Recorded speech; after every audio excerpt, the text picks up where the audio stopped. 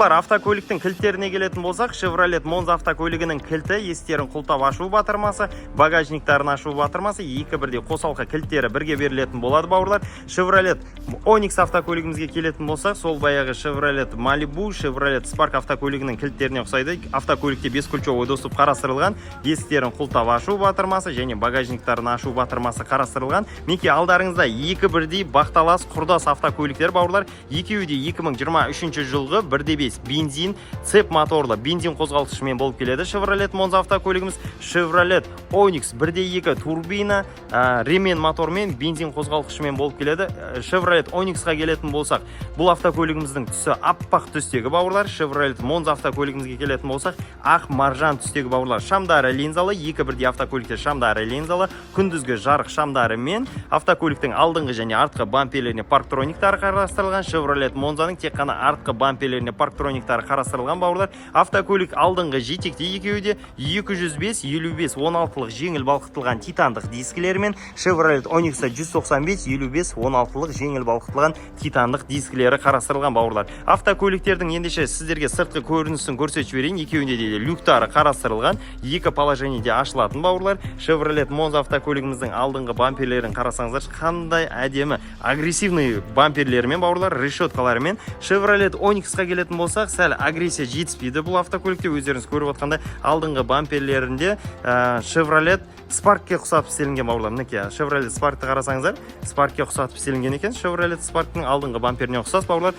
Ендеше Chevrolet Monza-ға келетін болсақ, клиренсі 130 мм-ді құрайды. Клиренсі есіктерінде бескүлчевой доступтары қарастырылмаған, осындай ақ маржан түстегі, жағдай өте жақсы, толықтай өзінің заводтық краскасында. Қытайлық сборкадағы Chevrolet Monza автокөлігіміз, задний ведущий камералары қарастырылған, Monza жазуымен, артқы бамперлеріне парктрониктарымен, артқы бамперінің өзінде кәдімгідей бір агрессия спорттық автокөлікке ұқсатып жасатқан, бауырлар. Chevrolet Onix автокөлігіміздің клиренсіне келетін болсақ, 125 мм-ді құрайды, бауырлар. Есіктерінде бескүлчевой доступтары қарастырылған, бескүлчевой доступтарымен, осындай аппақ түстегі екі положениеде ашылатын люктармен, 16-лық титандық дискілермен, алдыңғы және артқы бамперлеріне парктрониктары қарастырылған, задний ведущий камералармен.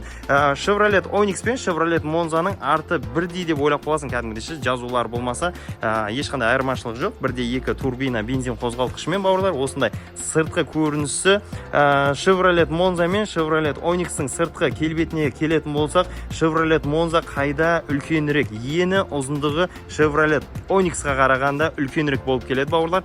Ендеше автокөлігіміздің ішкі жағдайын, салондарын сіздерге толықтай таныстыра кетейін. Chevrolet Monza автокөлігіміздің алдыңғы және артқы камералар толықтай жұмыс жасайды. Алдыңғы бөлшекте де камералар жазып отырады, бауырлар. Автокөліктің ендеше ішкі жағына келетін болса, бұлар Chevrolet Monza автокөлігінің ішкі салондарын қарасаңыздар, қандай керемет әдемі етіп жасалынған, бауырлар. Қолға ыңғайлы мультирульдары мен киоск контрольдары қарастырылған, 4 жақты стеклоподъемник, құлақтарын реттеу батырмасы, шамдарын реттеу батырмасы, дворниктарын ретке келтіру батырмасы, стақан салғыш, шынтақ тірегіштермен, электронный ручник, автохолд батырмасы, алты сатылы робот қорап болып келеді, бауырлар. Телефонды сымсыз қуаттағыш, QI стандарт бойынша бір зоналы климат контроль, push-start автокөлікте қарастырылған, сенсорлы аудио системалармен, Apple CarPlay автокөлікте қарастырылған. Автокөлігіміз су жаңа, ішкі салондары көгілдір кожа болып келеді. Жоғарғысында люктары екі положениеде ашылады, бауырлар. Автокөліктің сыртқы ішкі салондары өте жақсы, бауырлар.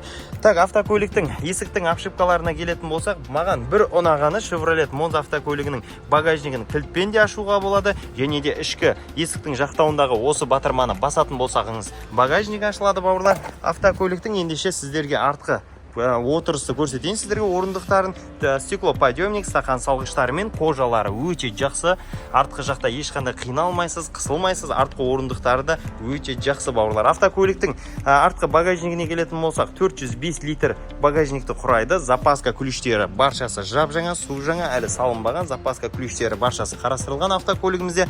Задний ведущий камералармен Chevrolet Monza автокөлігі, бауырлар. Осындай керемет жақсы жағдайдағы Chevrolet Monza автокөлігі автокөлігіміз. Бұл автокөлігіміздің бензин сақтау қоры 44 литрді құрайды бауырлар. 44 литрға дейін сыйымдылығы сыяды. Енді біздің Chevrolet Onix автокөлігіміздің ішкі салонына келетін болсақ, бұлар мінекей Chevrolet Onix автокөлігінің ішкі салоны. Бұл автокөліктің де салоны жақсы, қолға ыңғайлы мультирульдары мен киоз контрольдары қарастырылған, 4 жақты стеклоподъемник, құлақтарын реттеу батырмасы, шамдарын реттеу батырмасы. Бұл автокөлігімізде өлі зонаны бақылау датчиктері қарастырылған, 6 сатылы робот қорап болып келеді, телефонды сымсыз қуаттағыш, бір зоналы климат контроль, push start, сенсорлы аудио система. Chevrolet Malibu'ге ұқсас сенсорлы аудио системалар қарастырылған. Chevrolet Onix'тың бір ерекшелігі алдыңғы екі орындығында және артқы орындықтарында подогрев сиденьелер қарастырылған, стақан салғыш, шынтақ терегіш, ручниктары мен орындықта чехолдары салынған. Автокөліктің орындықтары өте жақсы. Chevrolet Onix'та маған ұнамайтыны тура Chevrolet Cobalt сияқты, егер сіздің кілтіңіз болмаса, багажникті аша алмайсыз, 2 мәрте басып багажникті ашуға болады. Автокөліктің есіктің жақтауларында ешқандай багажникті ашуға болатын батырма қарастырылмаған. Автокөліктің ендеше артқы жақтарына келетін болсақ, стеклоподъемник, стақан салғыштарымен, неке артқы орындықтарында да подогрев сиденье қарастырылған, 2 USB зарядтауға. Автокөліктің орындықтары черный кожа, чехолдары салынған, кожалары жап-жаңа, бронепленкалар жабыстырылған. Автокөліктің бензин сақтау қоры 36 литрді құрайды, 36 литр. Ал біздің Chevrolet Monza'мызда 44 литр болатын болса, Chevrolet Onix'та 36 литр бензинді сақтайды бауырлар. Автокөліктің ендеше артқы бөлшекке келетін болсақ, парктрониктармен, задним видовщик камералармен және екі батырма арқылы багажникті ашуға болады. Басқаша вариант қарастырылмаған бұл автокөлікте. Бұл автокөлігіміздің багажнигі 470 литрді құрайды бауырлар. Багажнигі өте кең екен. Запаска ключтері баршасы қамтамасыз етілген. Осындай Chevrolet Onix пен Chevrolet Monza автокөлігі бауырлар. Сізге қай автокөліктің бірі ұнады бауырлар? Мінекей осындай жақсы екі бірдей автокөлікті салыстырдық. Өзіңізге ұнаған автокөлігіңіздің бірін таңдасаңыз болады.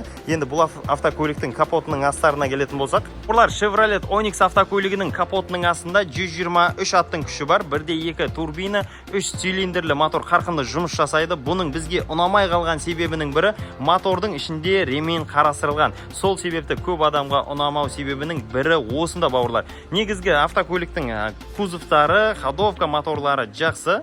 Chevrolet Monza автокөлігіміздің капотының астына келетін болсақ, 113 аттың күші бар, 4 цилиндрлі, 1.5 бензин цеп моторы қарастырылған, қарқынды керемет жұмыс жасап беретін бауырлар. Сенімді моторлардың бірі, автокөлікте толықтай тап-таза, чашкелері, лонжерондары, телевизорлары, қарқынды керемет тыныш моторлардың бірі болып саналатын мотор бауырлар. Автокөліктің қайсысы бірі ұнады? Сіз өзіңіздің комментарияға өзіңіздің пікіріңізді қалдыра кетіңіз. Осындай Chevrolet Monza мен Chevrolet Onix автокөліктерін толықтай салыстырған болатынбыз. Бұл автокөліктің Қазақстандағы бағасы Шымкенттегі 7 миллион 700 мың теңге Chevrolet Monza, Chevrolet Onix'тің бағасы 9 миллион 190 мың теңге болып тұр бауырлар. Сіз қай автокөліктің бірін таңдар едіңіз? Комментарияға ойыңызды жазып, біздің каналға тіркеліп, лайк, поддержкаларыңызды бере кетіңіздер бауырлар.